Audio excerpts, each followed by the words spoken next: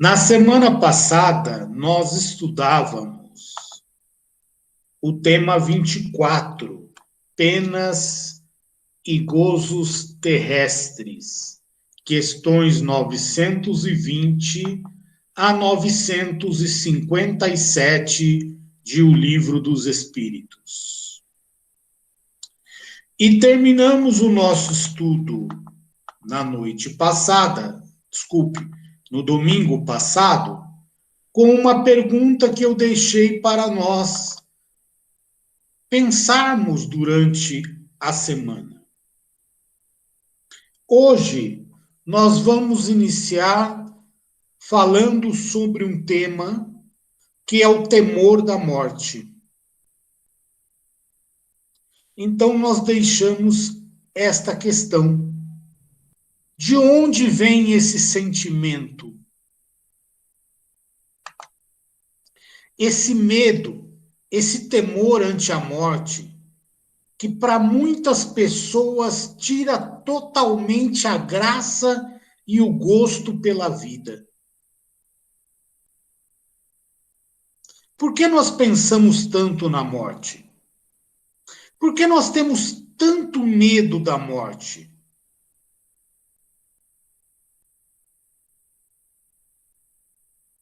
Espero que vocês tenham estudado esse assunto durante a semana e fiquem à vontade se quiserem participar.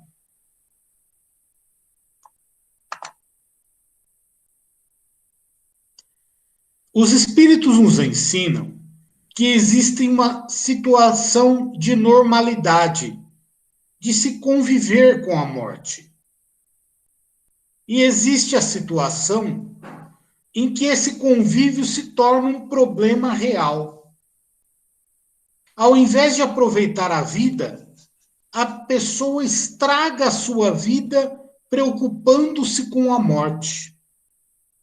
Ao invés de fazer aquilo que é necessário para seu aprendizado, para seu crescimento, ao invés de aproveitar as oportunidades que Deus nos coloca na vida, nós vamos deixando tudo isso de lado, preocupando-se com a morte. Quando vamos morrer? Como vamos morrer?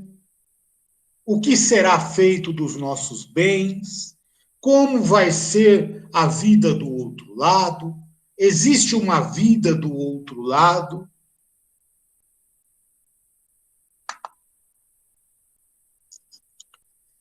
É importante entender que esse sentimento de temor da morte tem raízes no instinto de conservação. Nós estudamos a lei de conservação. Instintivamente, todos os seres da natureza batalham para se manter vivos. Mas não que isso seja um ato consciente. Inconscientemente, nós agimos para preservar a nossa vida.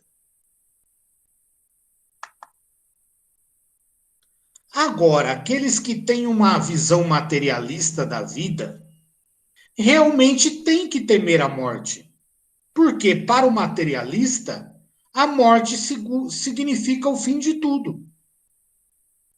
O fim de todas as conquistas, o fim de todas as esperanças, o fim de todos os esforços. O materialista não acredita em vida após a morte. Então ele tem que temer a morte, realmente. Porque quando ele morrer, acabou tudo. É o nada. Já uma visão espiritualista da vida começa por sublimar, por diluir o temor da morte. Por que eu vou ter medo da morte se a vida continua? E de todas as doutrinas espiritualistas, a doutrina espírita é a que melhor posiciona o indivíduo como uma alma imortal, dando-lhe provas dessa continuidade através da comunicação mediúnica. Então, a doutrina espírita vem nos trazer a esperança e a consolação de que a vida continua após a morte, que nós apenas vamos deixar um invólucro de carne, que não nos serve mais porque está desgastado, porque não atende mais às nossas necessidades espirituais, e vamos continuar vivos em espírito.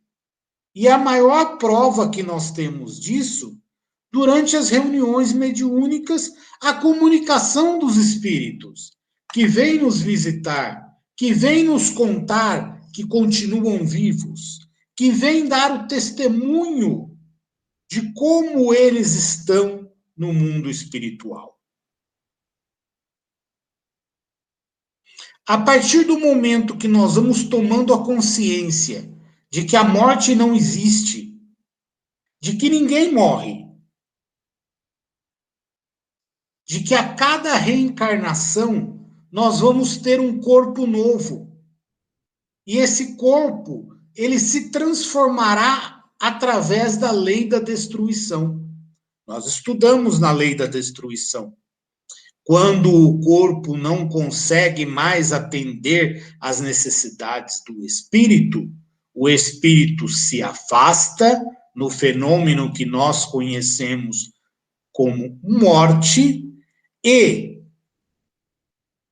aquele corpo se transforma novamente em fluido cósmico universal para ser utilizado em outros corpos, em outros seres da natureza, seja no reino mineral, vegetal e animal. A partir do momento que nós temos a certeza de que as afeições conquistadas não vão desaparecer, que aqueles que conhecemos continuam nossos amigos, que os nossos amores continuam a viver junto conosco. E aí vem a parte ruim.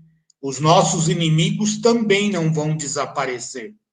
Os nossos inimigos também vão continuar vivos, convivendo conosco. Então, lembremos agora daquele ensinamento de Jesus, né? Conciliar com os seus inimigos. É melhor conciliar com os nossos inimigos aqui encarnados, não é? Do que depois no mundo espiritual. Então, a partir deste momento que nós tomamos essa consciência, nós deixamos de temer a morte, porque nós passamos a entender que a morte não existe.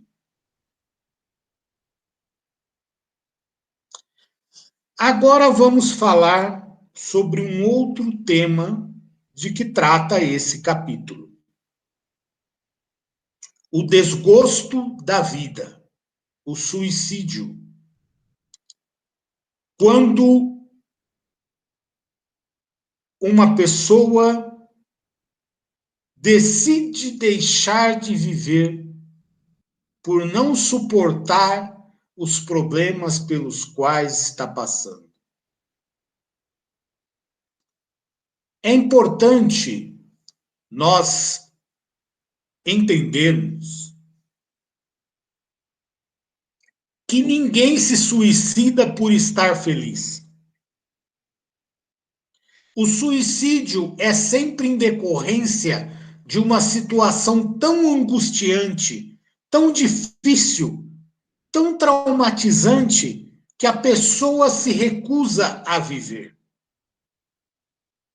A pessoa não suporta as provações, não suporta a infelicidade passageira pela qual ele esteja passando, que seja por prova, que seja por expiação, ou por culpa própria pelos atos que cometeu durante a encarnação atual. Então a pessoa se recusa a viver. Ela prefere morrer para que os seus problemas acabem junto com a morte. Mas nós vamos ver agora que não é bem assim. Os espíritos, eles tratam o assunto suicídio no livro dos espíritos de uma forma muito austera, sem paternalismo de que o suicida é um coitadinho, ou como outras religiões consideravam o suicida como alguém que não merece ser sepultado num cemitério, considerado santo. Muitas religiões no passado entendiam que aquele que cometesse o suicídio não tinha o direito de ser sepultado em um cemitério santo.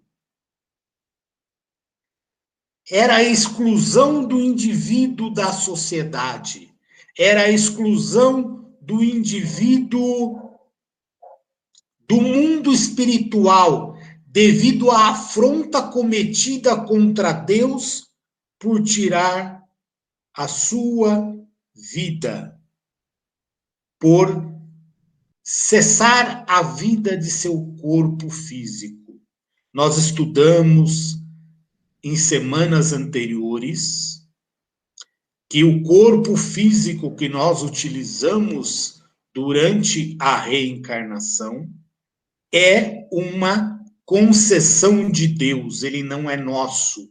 Então nós devemos preservá-lo da melhor maneira possível para que possamos usufruir de todo o período que nos é concedido a cada reencarnação.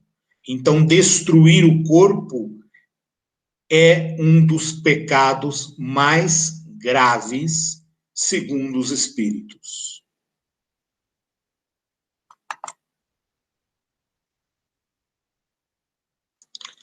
Mas a respeito desse pensamento dos homens, nós precisamos entender o seguinte: em primeiro lugar, Deus não se aborrece ou fica triste por nada que nós façamos.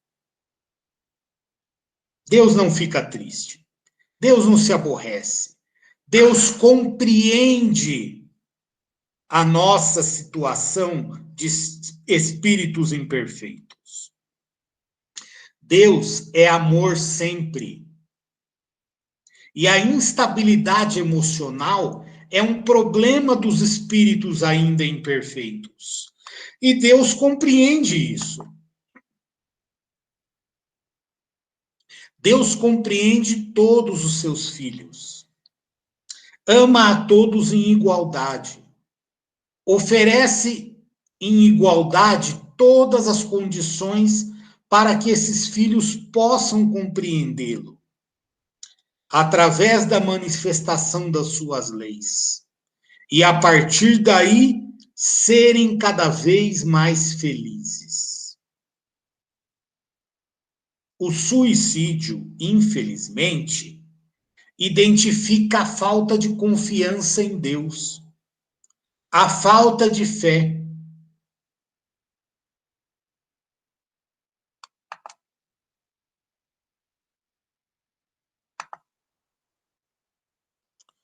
Por quê?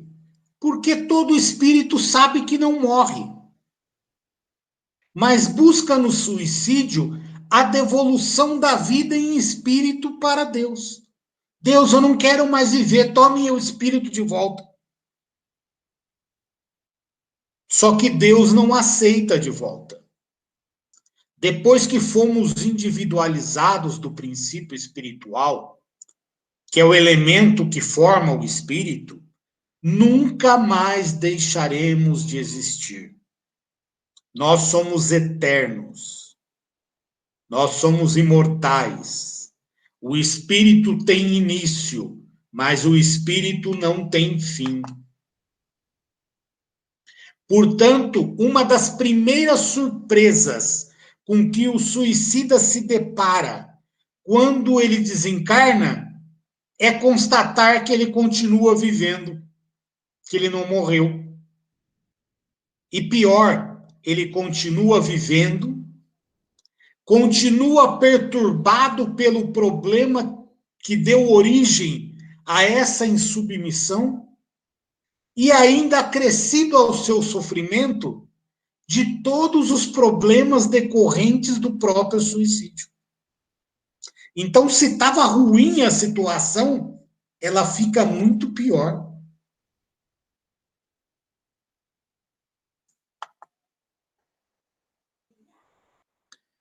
Agora vamos falar um pouquinho sobre a perda dos entes queridos, outra causa de infelicidade para nós. Temor da perda de entes queridos. A ansiedade que demonstramos com relação às pessoas que amamos. Cada um de nós reencarna com um planejamento de vida. Da mesma maneira que nós reencarnamos e vamos desencarnar, e temos uma cota de sofrimento, uma cota de aprendizado a passar nesta reencarnação, as pessoas que nós amamos também têm. Então, elas também vão sofrer, elas também vão aprender, elas também vão desencarnar. É normal, é da lei. É da lei de Deus.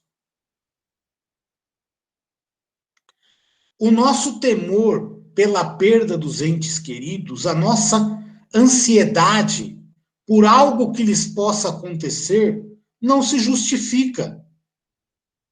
Porque eles não vão morrer. Assim como nós, eles continuarão vivos. Isso deve estabelecer para nós um clima interior de tranquilidade, porque é um processo natural das leis de Deus. Todos nós nascemos, todos nós morremos, e este processo se chama encarnação, mas continuamos vivos em espírito.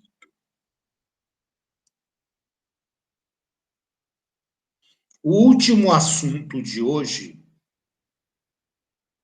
está relacionado a decepções, a ingratidão, a afeições destruídas e uniões antipáticas.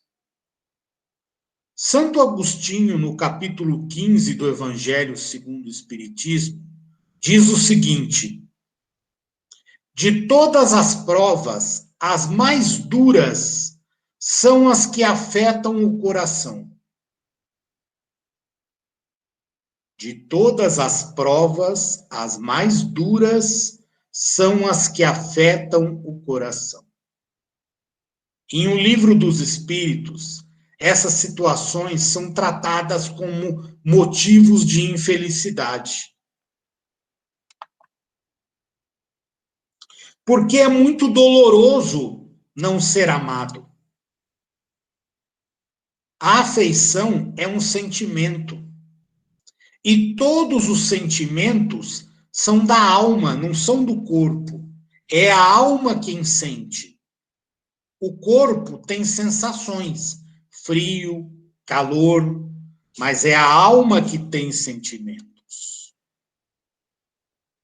O problema todo que acontece é que uma das características nossas de espíritos imperfeitos é o nosso interesse pessoal.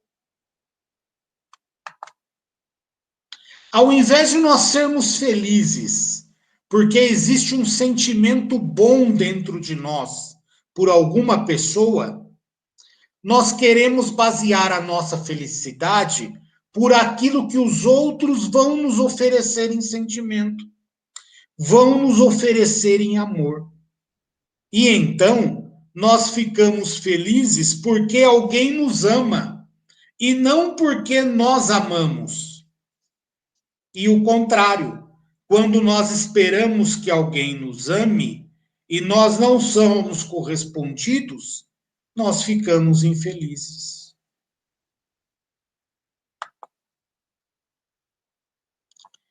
A partir daí, desse pensamento, desse sentimento, nós nos tornamos cobradores do sentimento alheio. Nós passamos a cobrar que as pessoas gostem de nós, que as pessoas nos amem. Inseguros por não poder controlar o sentimento dos outros. É importante ressaltar que quando realmente existe um sentimento por alguém, ele nunca mais vai deixar de existir. Ninguém deixa de amar, ninguém deixa de gostar. Nós nos decepcionamos porque nossas expectativas com relação a uma situação não foram correspondidas. Eu esperava que a pessoa me amasse, mas isso não aconteceu. Nós nos decepcionamos como uma afeição que julgávamos existir não existe. Eu imaginava que alguém gostava de mim, que alguém me amava. E aí eu descubro que não. E aí eu me decepciono. Nessa mesma linha de pensamento, vem a gratidão. Nós cobramos a afeição dos outros. Queremos que as pessoas correspondam às nossas expectativas. Nos dizemos infelizes quando alguém nos trata de uma maneira ingrata. Mas no nosso comportamento, nós devemos ser gratos. Nós devemos ser reconhecidos. Na medida do possível, ajudar os outros, mas não exigir um retorno semelhante. O Cristo nos deu essa lição no Sermão da Montanha. Tudo aquilo que nós fazemos esperando o retorno não tem valor nenhum ao Pai. Mas nós, ainda como espíritos imperfeitos, sempre esperamos que as pessoas sejam gratas por aquilo que nós fizemos. E isso nos traz infelicidade. Quando nós deveríamos sermos felizes apenas pelo fato de praticarmos o bem.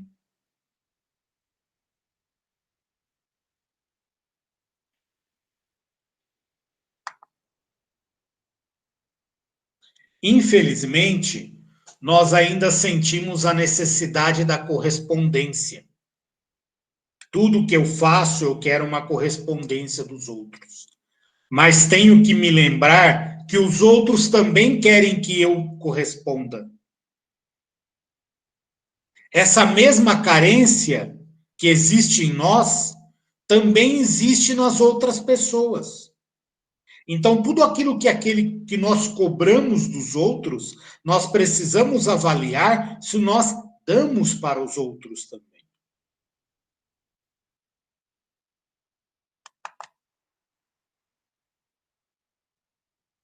É por isso que a sinceridade e a honestidade deve ser a base de qualquer relação entre duas pessoas, seja ela fraterna ou num sentido pessoal.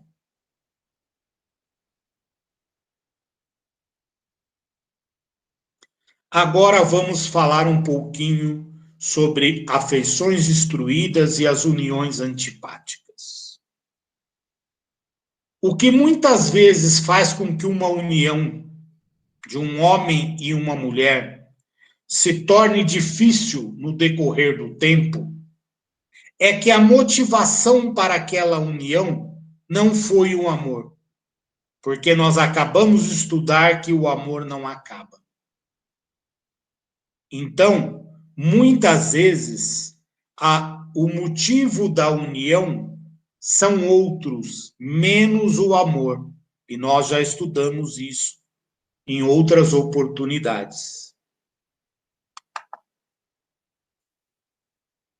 Não sendo o amor, a união, depois de algum tempo, vai passar pela sua primeira prova.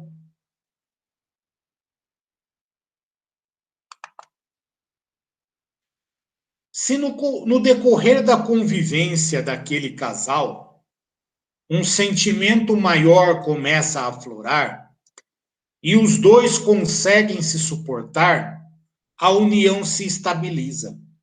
Muitas vezes, durante a convivência, o amor se torna verdadeiro. Se isso não ocorre, a união vai se tornando difícil. E muitas vezes a separação é uma medida de bom senso, para que não se torne um mal maior. Ninguém é dono de ninguém. Se a permanência daquela união pode causar um mal maior, é melhor que ela se desfaça. É melhor que ocorra a separação. Mas se apesar de todas as instruções dos espíritos, ainda estivermos nos lamentando, nos sentindo infelizes, frustrados, com uma afeição que julgávamos existir, não devemos nos lamentar. Não se está perdendo nada, porque aquela afeição nunca existiu. Como é que eu vou perder alguma coisa que nunca existiu? Porque se a afeição realmente existisse, nós não a perderíamos. Há uma grande diferença entre a afeição real, afeição amor, e afeição de interesse. E no mundo imperfeito de provas e expiações que ainda vivemos, ainda existe muita afeição por interesse. Ninguém deixa de amar. Ninguém deixa de ser virtuoso. Ninguém deixa de ser paciente. Lembrem-se dos ensinamentos dos espíritos. Tudo aquilo que o espírito aprende, ele leva como bagagem. Ninguém regride. O espírito pode estacionar, mas ele sempre vai para frente. Então, aquele espírito que ama, ele continua amando. Aquele espírito que é virtuoso, ele continua sendo virtuoso. Se eu não consigo encontrar este sentimento, é porque ele ainda não existe. Quando o amor passa a existir, nunca mais deixaremos de amar. Muito pelo contrário, amaremos cada vez mais. A capacidade de amar, de se comprometer, vai se tornando cada vez maior.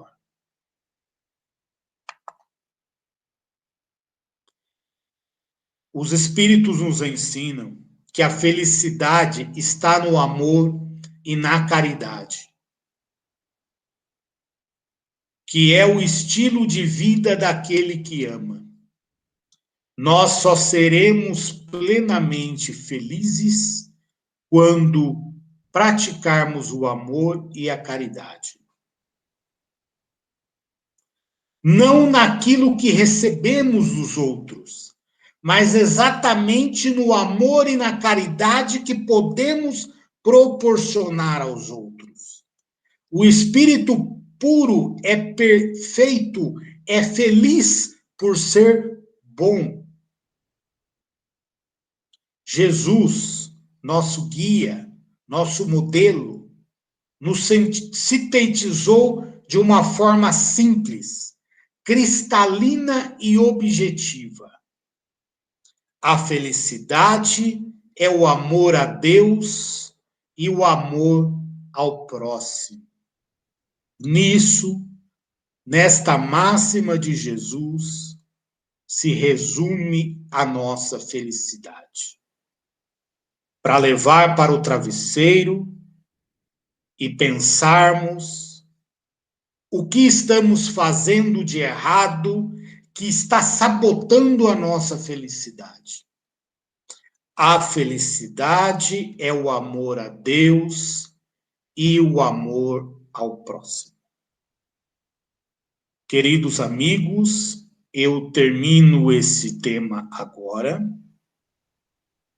Peço desculpas a Maiara por ter me excedido um pouco, porque eu tive alguns problemas técnicos com o meu equipamento e acabei me atrasando para o início da apresentação. Peço desculpas a vocês também por terem me excedido no tempo. Muito obrigado, e agora fiquem com a Maiara e o Evangelho segundo o Espiritismo.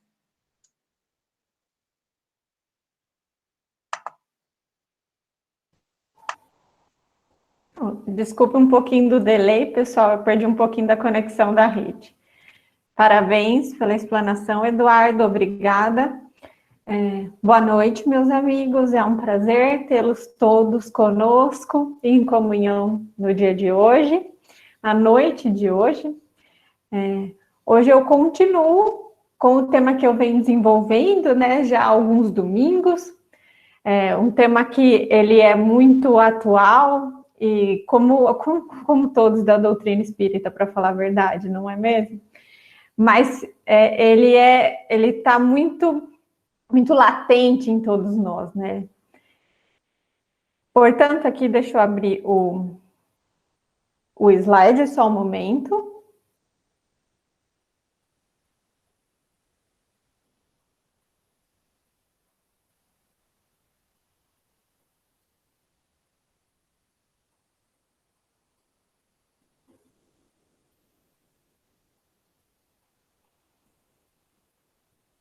Ok, então nós continuaremos hoje com esse tema, são os chegados os tempos. Nós vamos encontrar, né, esse capítulo, né, esse texto, no livro da Gênese, os milagres, as predições segundo o Espiritismo, na terceira parte, predições do Evangelho, o capítulo 18, são chegados os tempos, e dentro deste, o texto Sinais dos Tempos.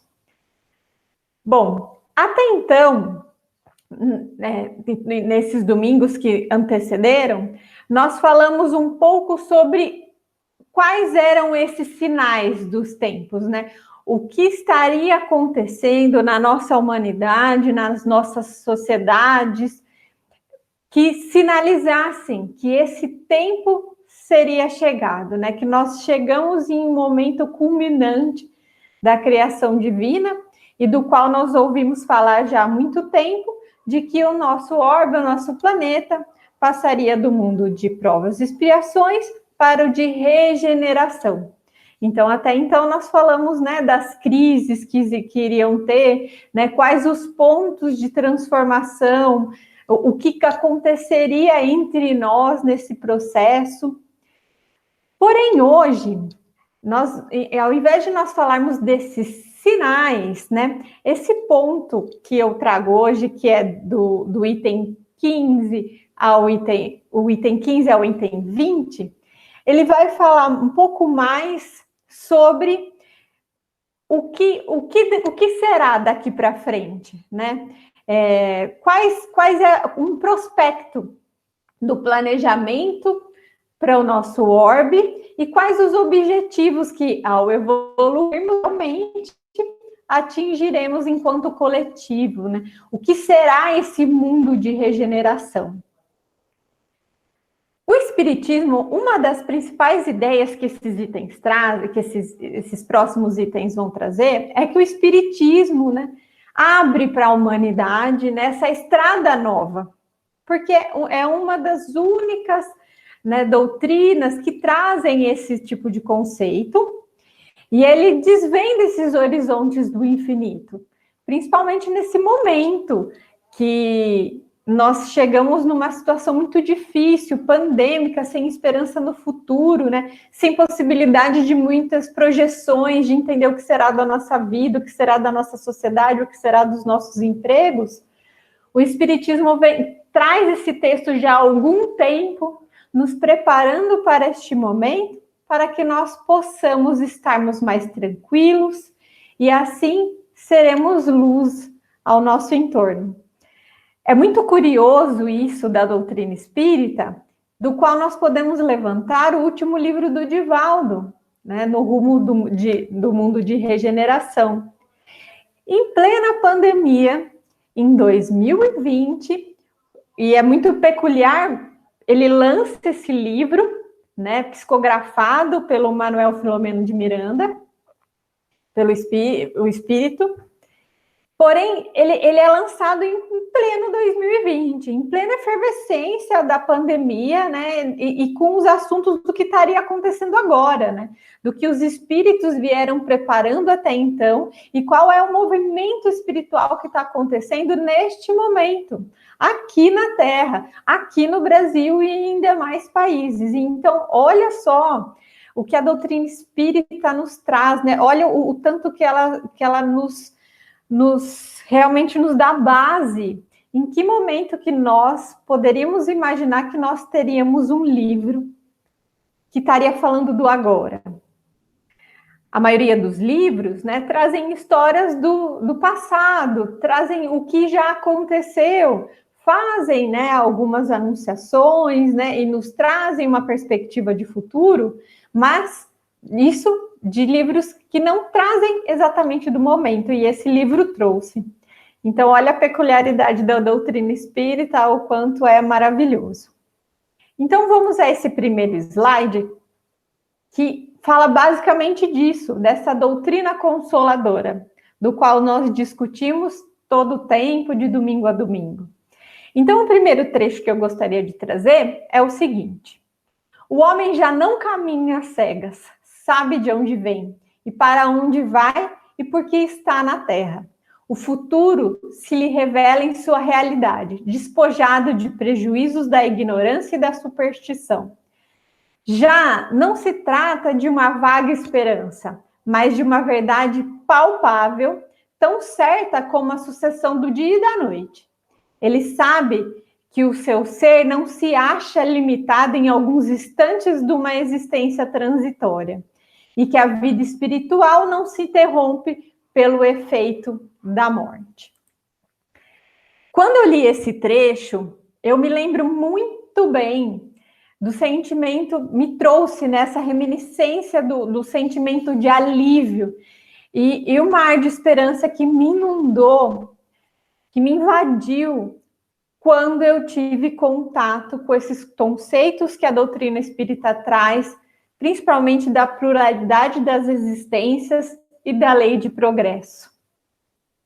Né? O quanto que saber que esse não é um momento único, o quanto saber que o Pai está para todos, até mesmo para aquele que tem escolhas infelizes ou está num caminho ainda incerto.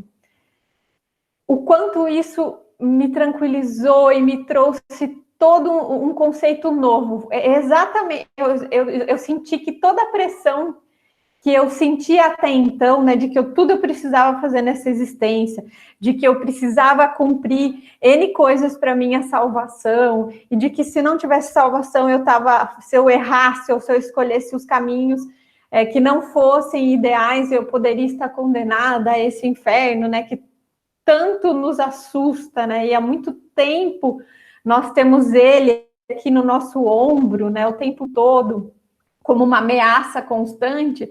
O quanto isso tirou esse peso das minhas costas, e eu senti que eu tinha novas chances. Eu senti que o futuro, ele era fadado a dar certo, que ele podia, em alguns momentos, por escolhas nossas, humanas, seguir alguns caminhos tortuosos, mas que nós iríamos chegar a uma fraternidade, de que o mundo chegaria a dias melhores, e de que se em algum momento eu realmente me equivocasse em alguma escolha, eu teria uma nova chance. Então, eu lembro muito desse sentimento quando eu leio esse trecho. E é justamente disso que quando o texto coloca a seguinte frase, que, por exemplo, dá ao pensamento do homem a certeza da perpetuidade do seu ser espiritual. Quantas vezes nós ouvimos dos nossos irmãos, né, e vemos, né, principalmente nesse momento pandêmico, a desesperança, né, a depressão e o desalento que se abate quando a gente se despede de um ente querido ou de alguém que morreu. E quando nós temos essa certeza de que essa pessoa se perpetua, de que ela continua viva em Deus, até mesmo para esse momento tão crucial da vida, do qual todos nós temos a certeza que nós vamos passar por ele, mas que ele vive assombrado, né? que ele vive cheio de estigmas, do qual nós evitamos abordar sobre eles, pode ser muito diferente. Muito diferente. E ele traz outra frase, o texto, que fala que assim, de que mais justo há, de mais consolador do que a ideia de estarem os mesmos seres a progredirem incessantemente até a perfeição. Essa frase nos faz refletir sobre a ideia que nós temos e que até o momento nós somos condicionados da punição, de que se eu errei eu vou ser punido, de que se o outro errou eu preciso punir, e que se uma pessoa é má, sempre continuará má. Né, e que os crimes nunca acabarão, e de que as desavenças, né, as desonestidades, elas nunca cessarão. Sim, cessarão. Aquele irmão que a gente olha, que faz as escolhas mais ruins do qual ele poderia fazer neste momento, nós olhamos com mais amor para ele, porque aquele irmão vai ter novas chances. Deus olha para ele com o mesmo carinho de que ele olha para mim, e nós vamos chegar ao Pai do mesmo modo, por caminhos diferentes. Lógico que através da escolha de cada um e do nosso livre-arbítrio, porém, ele também terá nova chance, como eu também.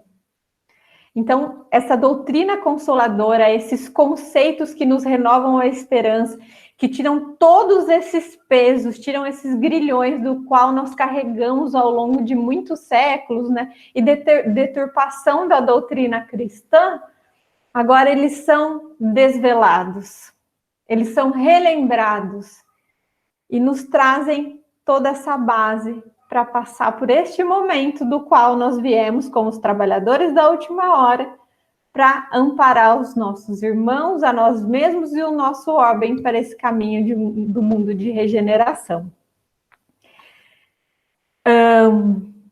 Um ponto aqui que, dentro desse mesmo assunto, que eu gostaria também de refletir, é que justamente a ideia de que se só existe a vida presente, né, o quanto ela ceifa o tempo todo a potencialidade do ser.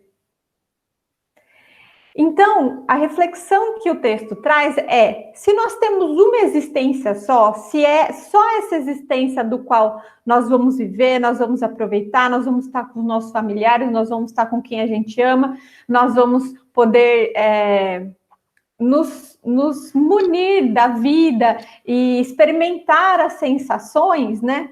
O que vai interessar ao homem o progresso da humanidade? Por que eu tenho que preservar o meio ambiente se eu vou, daqui a alguns anos, eu vou embora daqui, eu vou para o mundo espiritual e é só essa oportunidade que eu tive? Por que eu vou preservar o meio ambiente se eu não vou estar aqui para ver a degradação do que eu fizer agora? Por que eu tenho que seguir leis? Se eu tenho só essa vida aqui, então vou infringir as leis, porque depois a gente vai embora, tudo acaba e, né? Por quê? Por que eu tenho que ser bom com o outro? Por que eu tenho que fazer o bem? Por que eu não tenho que seguir todas as minhas vontades, independente se isso infringe a vida do outro ou se maltrata o outro? É só essa vida que eu tenho. Então, olha o quanto a unicidade da existência causa em nós esse senso de eminência, de que eu preciso viver tudo agora, de que eu não tenho que medir consequências, de que eu não tenho que preservar o que é de Deus aqui nessa terra, de que eu não tenho que plantar para o próximo ou para as próximas gerações. Então, todos esses conceitos que a unicidade de existência acaba jogando um caminhão de areia em cima, poderia trazer um comportamento de sociedade muito melhor para todos nós, sabendo que nós retornaremos para colher o que nós plantamos, seja para o bem ou resgatando para o aprendizado. Outro ponto de reflexão nessa questão dos conceitos da Consoladora do Doutrina Espírita é: de que serve trabalhar para as pessoas que vão vir depois? Por que eu tenho que ensinar os meus filhos, né, a serem pessoas de bem? Eu não vou conhecer as pessoas que vão aproveitar disso aqui no futuro. Né? Por que eu tenho que ter um mundo próspero, um mundo de igualdade, se eu puder realmente ter tudo nessa vida, tudo para mim, e angariar tudo, já que eu vou embora e nunca mais vou aproveitar, e os demais que sofram as consequências, né? Nós vamos para o nada depois. Então, justamente esse conceito do nada é um conceito que vem trazendo muita desesperança já há algum tempo. O conceito de que Deus não existe, o conceito de que depois da morte nada existe, que tudo termina no túmulo. Esse conceito do nada, ele é muito perigoso. Ele é mais perigoso do que o conceito de inferno de que em algum momento nós tivemos, de que existia céu e inferno, do Deus vingativo, mas o conceito do nada, ele é mais perigoso. Antes, minhas atitudes ainda teriam a consequência, mesmo que as ideias fossem totalmente turbulentas. Agora, com os conceitos de nada, se tudo termina no túmulo, se nós seremos nada depois dessa existência, eu não me fio a conceito nenhum. Eu posso ser o que eu bem entender, e o outro pode ser também o que bem entender, e a gente pode fomentar as ideias totalmente avessas à comunhão, à tranquilidade, à fraternidade. Então, os conceitos do nada são muito perigosos. Eu lembro uma vez que eu estava navegando no Facebook e veio uma notícia, né, infeliz, né, triste, de um caso de pedofilia. E eu lembro que dentre uns comentários, tinha um comentário de uma determinada pessoa que endossava e apoiava a atitude do agressor, com a justificativa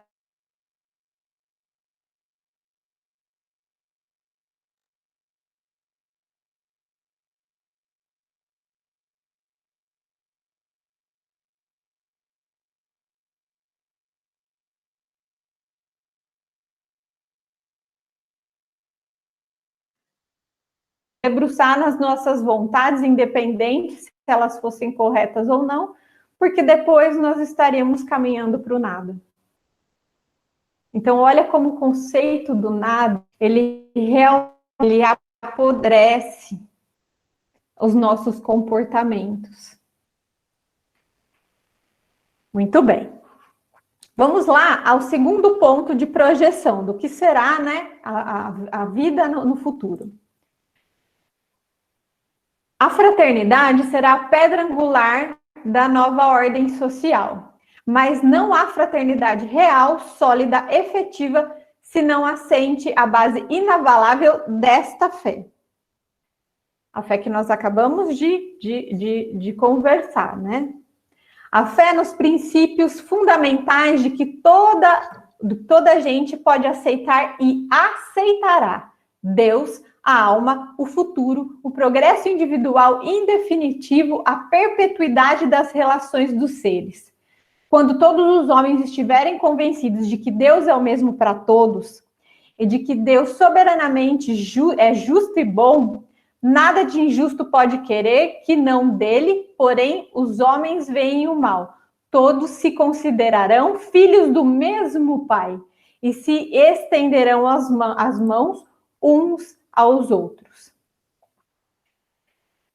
Aqui eu gostaria de trazer justamente essa unicidade de ideia e de crença, do qual nós costumamos nos fechar em caixinhas, né? Vou trazer uma aqui muito polêmica, do qual a sociedade está caminhando para um dia isso não existir, que é o conceito de raças.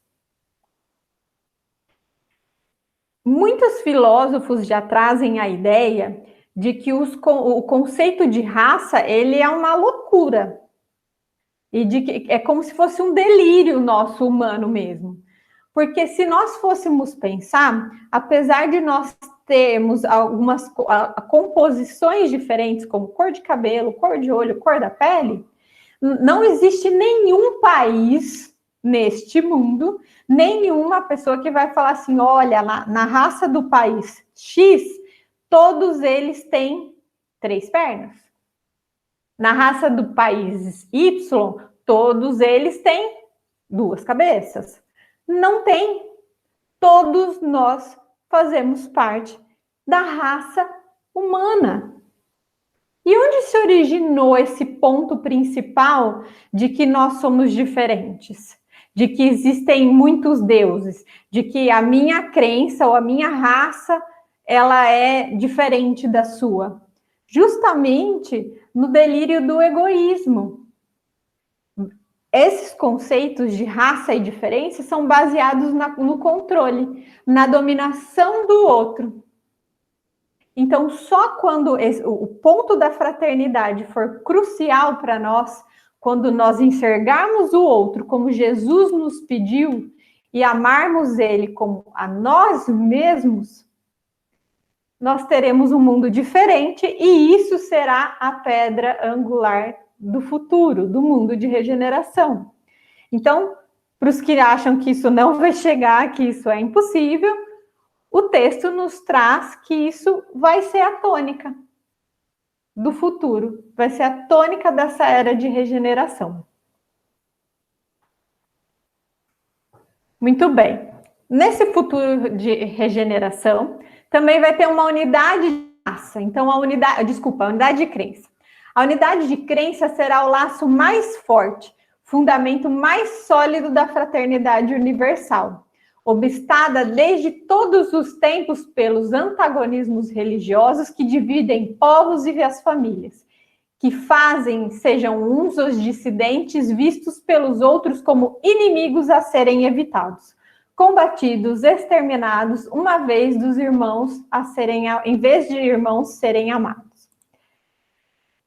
Essa questão da unicidade de crença tem um vídeo muito peculiar de um grupo que ele é famoso, esse vídeo, e nem todos os vídeos desse pessoal são felizes, porém esse vídeo ele traz uma peculiaridade que ele fala do deus polinésio. A história é curta, uma moça desencarna, e quando ela desencarna, ela encontra com Deus, e aí ela encontra com Deus todo étnico. E aí ela fala assim, nossa, você é quem? Ele fala, olha, eu sou Deus. Ela falou assim, mas que Deus é você? Ele fala que é um Deus da tribo da Polinésia. Aí ela falou, como assim? Eu não sabia que esse era o Deus certo. E tudo que eu fiz, né? E tudo que a religião que eu era na Terra pediu para eu fazer para que eu tivesse salvação. Ele fala, olha, eu lamento. O Deus certo era eu, então você escolheu a religião errada. Basicamente, esse vídeo nos traz, né, quase que esquizofrenia que nós entramos, religiosa, de entender que uma religião é a única porta para a salvação.